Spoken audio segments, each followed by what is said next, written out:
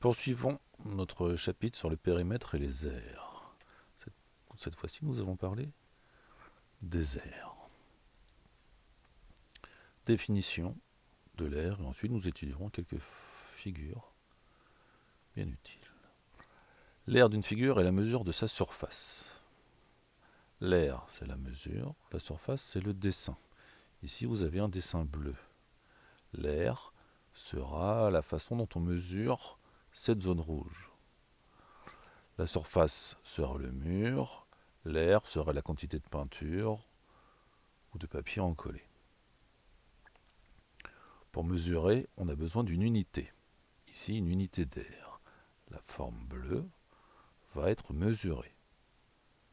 Évidemment, cette zone est difficile à mesurer et nous préférons travailler sur des zones quadrillées. Et donc si nous avons un quadrillage et que la figure suit le quadrillage, nous pourrons utiliser ce quadrillage. Sinon, de façon générale, nous utiliserons l'aire qui correspond à un carré de côté 1 cm d'unité le centimètre carré. Ici, bien sûr, cette figure, nous sommes incapables de déterminer son aire et nous travaillerons sur des formes beaucoup plus simples. Regardons d'abord comment travailler sur un quadrillage. L'aire d'un polygone, ici nous avons un polygone bleu, sur quadrillage, se calcule en comptant le nombre de carrés intérieurs grâce au quadrillage. Ici nous avons un quadrillage, nous pouvons numéroter les carrés qui s'y trouvent, et comme l'unité d'aire est le carré, nous avons ici 7 carrés. Il suffit de compter ces carrés. L'aire de ce polygone est de 7 unités d'aire. Maintenant que nous avons vu l'aire et le périmètre, il faut faire très attention, car l'aire et le périmètre sont de grandeur indépendante et il ne faudra pas les confondre. Il ne faudra pas penser que si on connaît l'aire, le périmètre s'en déduit. Regardons ici 4 dessins. Dans la première colonne, nous avons ici 2 figures dont l'aire fait 5. 1, 2, 3, 4, 5. 1, 2, 3, 4, 5. Dans la deuxième colonne, nous avons des figures d'aire 6. 1, 2, 3, 4, 5, 6. 1, 2, 3, 4, 5, 6.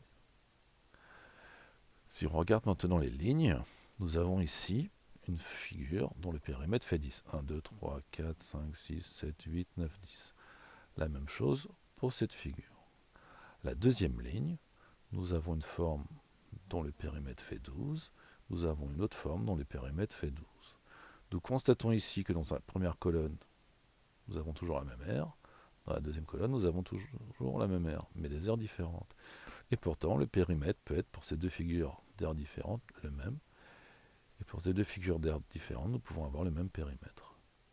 Pour un même périmètre, on peut avoir des aires différentes. Pour un même périmètre, on peut avoir des aires différentes. Pour une même aire, on peut avoir des périmètres différents. Pour une même aire, nous pouvons avoir des aires différentes. Ces deux grandeurs ne sont pas liées. Ici, évidemment, si on veut travailler sur les aires, il sera plus intéressant de dépasser ce carré pour le mettre ici, ou ce carré pour se mettre ici, pour avoir des formes plus simples. Ici, nous aurions un grand carré plus un petit carré, et ici, nous aurions une forme rectangulaire, comme celle au-dessus. De la même façon, nous avons ici une colonne avec des aires de 5, ici une colonne avec des aires de 6, et en fait, toutes ces formes ont un périmètre de 12. Donc, on peut déformer la figure, conserver l'aire, conserver le périmètre.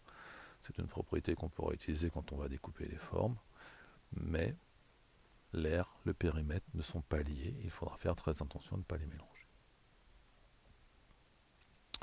Étudions maintenant la première forme la plus simple, et celle sur laquelle on va s'appuyer pour faire toutes les autres figures, le rectangle.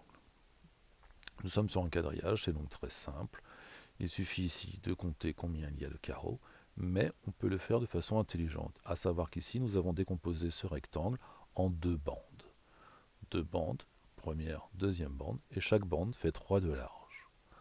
Donc ici, il suffira de multiplier le nombre de lignes par la longueur d'une ligne. Nous avons ici 2 lignes de 3 de long, 2 lignes de 3 de long, 2 fois 3, ce qui fait 6 unités d'aire. Ce que l'on fait horizontalement, on peut aussi le faire verticalement. Nous avons ici 3 bandes de 2 de haut, 3 colonnes donc, première colonne, deuxième colonne, troisième colonne, de 2 de large ou de 2 de haut, ce qui fait 3 fois 2, ce qui fait 6 unités d'aire. Si l'on généralise, nous avons ici un rectangle dont la hauteur, ici on va plutôt parler de largeur et de longueur, sont inconnus ou on va généraliser. Donc il suffira de faire la valeur de la largeur multipliée par la longueur pour obtenir l'aire. Bien sûr, ces deux dimensions dans une multiplication peuvent être échangées. Nous avons ici 2 par 3, 2 par 3 ou 3 par 2, ce qui fait à chaque fois 6 unités d'air. Et si on oublie le quadrillage et qu'on travaille de façon absolument générale, si ici j'ai une certaine dimension et si ici j'ai une certaine dimension, il suffit de multiplier les deux pour obtenir la valeur de l'aire, largeur par longueur, longueur par largeur, pour trouver l'aire du rectangle. Regardons maintenant une autre figure très simple, le carré. Le carré n'est ni plus ni moins qu'un rectangle très particulier où les deux côtés, longueur et largeur, sont identiques. Donc plutôt que de faire longueur par largeur, on fera côté par côté. Si la mesure du côté vaut C, C comme côté, nous ferons C fois C, que nous préférerons écrire sous sa forme C au carré, qui se lit C au carré comme un carré. Continuons maintenant avec une forme très simple aussi, le triangle rectangle, sur quadrillage pour commencer. Ce triangle rectangle a ses deux côtés de l'angle droit sur le quadrillage et son hypoténuse en diagonale. Il est facile de regarder que ce triangle a l'aire qui vaut la moitié du rectangle ici. Ce rectangle est le rectangle qui contient le triangle rectangle. Ce rectangle est le double du triangle. En effet, ce triangle-ci et ce triangle-là sont identiques. Et si chacun étant égal et fait partie du rectangle, chacun fait la moitié. Nous avons ici un rectangle de 6 carreaux. Le triangle ne fait que la moitié du rectangle. On divise par 2 et on obtient 3 unités d'air. De façon générale et sans quadrillage, si nous avons ici un côté de l'angle droit qui fait A, un côté de l'angle B et un côté de l'angle droit qui fait B, nous multiplions l'un par l'autre. Nous obtenons l'aire du rectangle, il suffira de diviser par 2 pour obtenir la moitié du rectangle et l'aire de notre triangle. A noter que nous pouvons faire ce rectangle-ci, qui est le plus intéressant pour nous aujourd'hui, mais on peut aussi faire ce rectangle-là, qui a exactement la même aire. Nous allons voir ça plus tard. Nous allons le voir dans ce cas du triangle quelconque. Un triangle quelconque, nous ne pouvons plus utiliser l'angle droit le long du quadrillage. Cependant, si nous mettons ce rectangle-ci, on voit que le triangle est encore la moitié de ce rectangle. En effet, si on découpe le long du trait rouge, les deux parties ici sont égales, les deux parties ici sont égales, et donc le triangle fait bien la moitié du rectangle. Ce rectangle faisant 6 unités, on divise par 2 pour obtenir 3 unités d'air. Ici, nous pourrions être tentés de faire un rectangle de 6 carreaux. En fait, cette méthode serait fausse parce que ce n'est pas le bon rectangle. Ce n'est plus un rectangle qui contient parce que ce triangle est un triangle obtus. Nous allons, cependant, pour réfléchir de la même façon que précédemment, rajouter un petit bout orange ici pour refaire et retrouver notre triangle rectangle. Et donc, ce grand triangle rectangle, fait la moitié de la zone rouge. Cependant, nous avons compté cette forme orange en trop, et nous pouvons l'enlever 2 fois de la zone rose pour connaître l'aire. Et en fait, quand on enlève la partie orange de la zone rouge, nous obtenons ce rectangle-ci. Bon, ici, c'est un carré, mais c'est aussi un rectangle. Et donc, ce rectangle est le double de la dimension du triangle bleu. Comment s'appuie ce rectangle? Ce rectangle s'appuie sur un des côtés, et l'autre dimension de ce rectangle est une dimension du triangle qui s'appelle la hauteur. Ici, nous avons un rectangle de 4 carreaux. Nous divisons par 2 et nous avons maintenant 2 unités d'air. Je reviens en arrière. Ici, nous aurions pu découper et nous arranger pour voir que cette partie-ci, si on la met ici, elle complète faire un carreau complet. De la même façon, ce morceau-ci, si on le met ici, ça complète et ça fait un carreau complet. Dans ce cas-ci, il est beaucoup plus difficile et technique de recomposer des carreaux complets. Ce morceau-ci peut venir ici, ce morceau-là peut venir là, ce morceau-ci peut être ici, ce qui fait bien 2 carreaux, mais c'est beaucoup plus technique et difficile. En généralisant, c'est beaucoup plus simple et général. Donc ici, nous avons notre triangle posé sur un côté qui va s'appeler base. Cette dimension-là, qui est une nouvelle dimension du triangle, qui n'est pas la longueur d'un côté, mais une autre dimension qu'on appellera la hauteur, qui part du sommet, qui rejoint la base perpendiculairement. Nous pouvons construire un rectangle de même base que le triangle, de même hauteur que notre triangle, et ce rectangle fait le double du triangle. Donc, en multipliant la base par la hauteur et divisant par 2, nous obtenons l'aire de notre triangle. Ce triangle, on peut aussi le faire tenir dans un autre rectangle, ou dans cet autre rectangle-ci, et tous ces rectangles font le double de l'aire du triangle, parce qu'à chaque fois, ils ont un côté qui fait la base et l'autre côté qui fait la hauteur. Regardons maintenant une figure un peu plus compliquée, le parallélogramme. Sur quadrillage, ici c'est très simple, car ce morceau-là de notre parallélogramme, on peut le déplacer de l'autre côté et on retrouve un rectangle. Et ici, notre R est égal à ce rectangle-ci.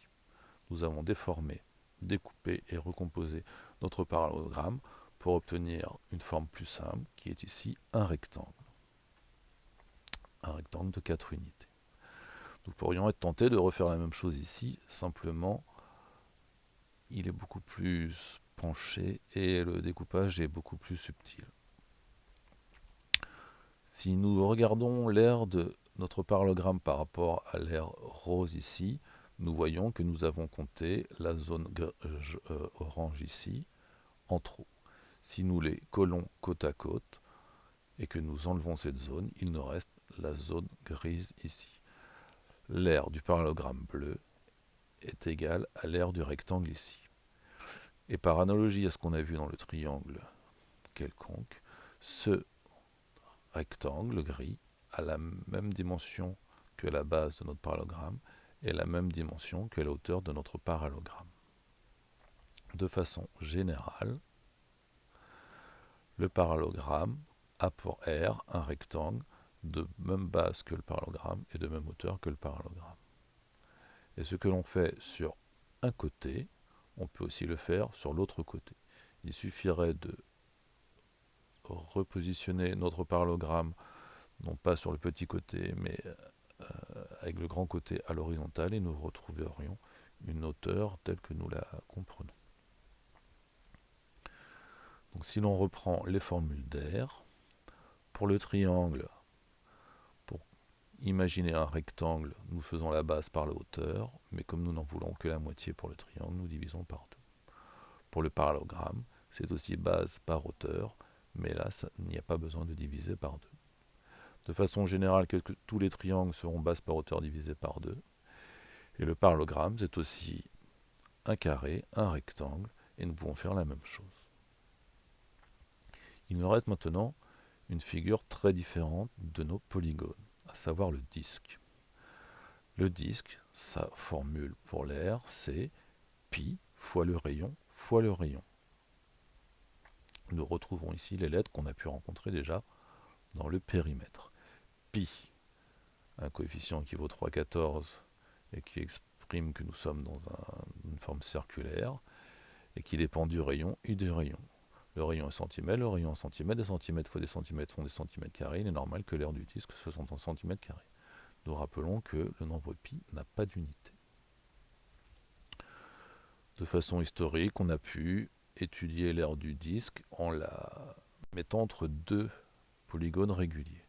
Nous voyons que les formes vertes ont une aire plus petite que le disque rouge, mais que les formes bleues ont une forme plus grande, ont une aire plus grande que le disque rouge. Et que si on augmente le nombre de côtés, on constate que ces aires se rapprochent. Et donc si on était capable de calculer pour un certain nombre de côtés de polygones, nous aurions une estimation de plus en plus précise de l'aire du disque. Nous avons des méthodes, bien sûr, beaucoup plus rapides actuellement. Regardons nos unités de surface. Autant les unités de longueur sont simples, autant les unités de surface, on oublie facilement que nous travaillons en 2 dimensions et que notre tableau sera différent du tableau des longueurs. Regardons ici un carré de dimension 1 décimètre. Son unité de surface fait donc 1 décimètre par 1 décimètre, soit 1 décimètre carré. Nous rappelons qu'un décimètre, c'est 10 cm de long, et que si nous décomposons ce carré en centimètres, en carré de 1 cm de côté, nous en avons, ici nous avons 10 colonnes de 10 ou 10 lignes de 10, soit 100 petits carreaux, donc 100 cm carrés. Nous constatons donc qu'un décimètre carré, c'est 100 cm carrés. Que pour passer de l'unité de décimètre carré à l'unité centimètre carré, nous avons multiplié par 100. Et dans le sens inverse, nous aurions divisé par 100. Pour passer d'une unité d'air à la suivante, on multiplie ou divise par 100. On multiplie si on sous-divise et on divise si on regroupe. On peut le faire aussi par calcul, à savoir qu'un décimètre carré, c'est un carré d'un décimètre par un décimètre, soit 10 cm par 10 cm, soit 100 cm carrés. Et nous avons donc le tableau des unités ici, où il y a 2 chiffres par case d'une même unité. Et donc des mètres carrés, si nous voulons passer au décamètre carré, il nous faudra 3 chiffres. Quand on regarde en dessous les nombres avec les mêmes chiffres, mais dans des unités différentes, on constate que la virgule se décale de 2 rangs, ou les chiffres se décalent de 2 rangs pour passer de l'unité à la suivante. Nous avons fini maintenant l'étude du périmètre et de l'aire.